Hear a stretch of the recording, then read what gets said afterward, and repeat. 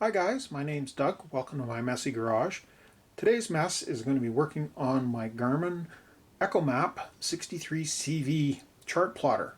Viewers of the channel would remember me installing this on my 2011 Sea-Doo, and throughout the summer it worked quite well for me. Today we're going to be installing Topo maps, Topo Canada specifically. The Garmin website lists Topo Canada as being specifically compatible with the Echomap series. My plan is to use this on my snowmobile and in the Razor. I have been using this Garmin Montana, and as you can see, there's kind of no comparison in screen size.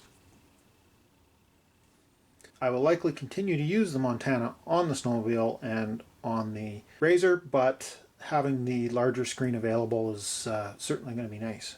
So follow along and we'll get this installed. Stay tuned to the end of the video and I will give you 3, count them, things you got to watch out for, gotchas that you could encounter with purchasing Topo maps to be installed on the Echomap line of chart plotters. First thing we're going to do is we are going to power up the chart plotter.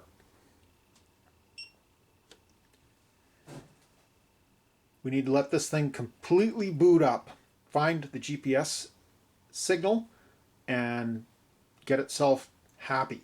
Basically, we need to leave it sit for about 5 minutes after we get it booted up and just let it finish loading all of the software.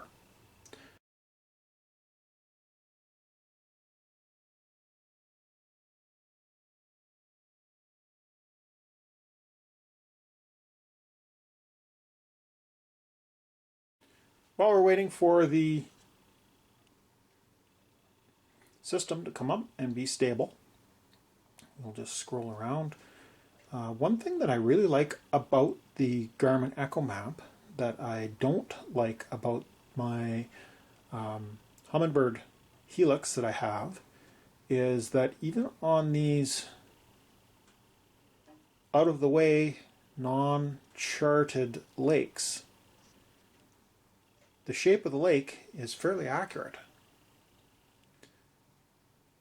The Humminbird maps tend to, the base maps that they have, tend to just give you a very, very rough outline. They don't show any of the shore detail.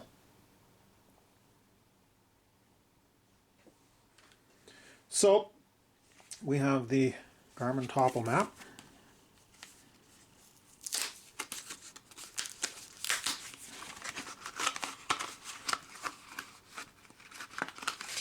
Comes in an SD card adapter. It is actually a micro SD card.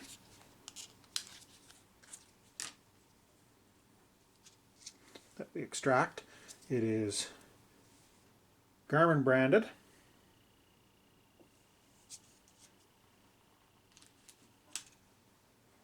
And of course the SD card door is located at the front.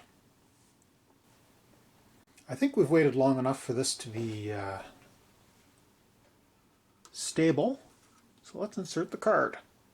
Now, there's not a lot of great instructions on how to do this to get the information to load into the unit itself. When I first tried doing this, of course, I loaded the card with the power off. But I contacted Garmin and what they said is let it power up like we've done here, let it get stable, open the little door and stick the card in. Let's see what happens.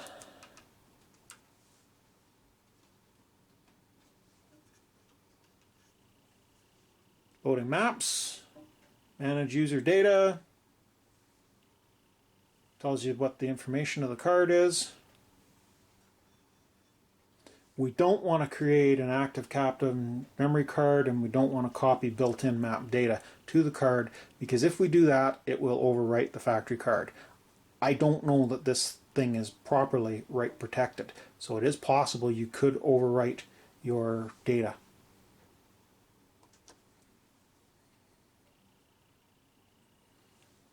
Anyways, we'll go to home. And you'll notice that we don't have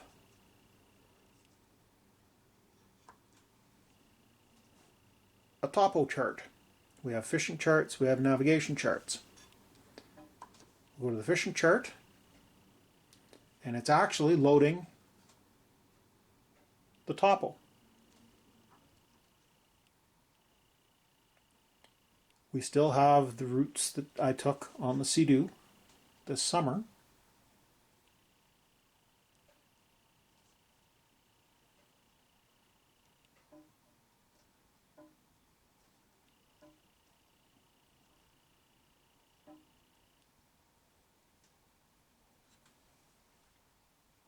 But now we have the topo information.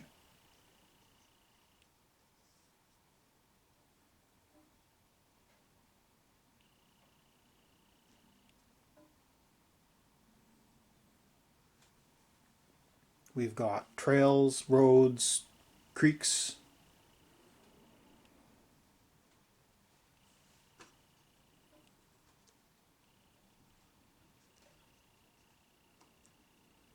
We go to the navigation chart, and we get our topo lines. So that's the first of the 3 items that we need to watch out for, is that when you insert the Topo Maps card, it temporarily overwrites the existing maps. There is no way to access your fishing map or your navigation map with the Topo chip installed. You've either got the Topo chip and its maps, or you've got your water maps. You can't have both at the same time. Second item I already briefly touched on is that there is not a Write Protect on a micro SD card. I don't know for sure that you can overwrite the card, but I would very much be careful about accessing this. The active captain map on your phone, one of the first things it wants to do when you connect up to the GPS is it wants to create an active captain card. It is possible that you could overwrite the data on your Garmin micro SD card. The third thing, most importantly, is that you cannot buy the download download map data. There is no way to put it on a micro SD card without running it through another GPS unit. And if you run it through another GPS unit, then you won't be able to use it in the Echomap product line. You have to buy the pre-made card from Garmin. Some Garmin dealers do have the maps available, others don't. And this one I ended up getting from Garmin directly because I originally ordered the online version and it wasn't any use to me. So Garmin sent me this. So basically, here we go. We've got it set up. It's running. Got a good view of the lakes out in the hinterlands. We've got our topo lines. We've got our trails. Map looks very usable. It's nice and bright. I'm looking forward to getting it mounted on my snow machine so that I can use it this winter to assist in finding trails, etc. when we're out in the hinterlands. Anyways, thanks for watching. Hope you enjoyed this one. Please like and subscribe. And on to the next mess. I hope you enjoyed watching this video. If you did, please hit the like button. If you're not already subscribed, please consider hitting the subscribe button. And for more great content from Doug's Messy Garage, select the video that YouTube thinks you'll enjoy. Thanks for watching.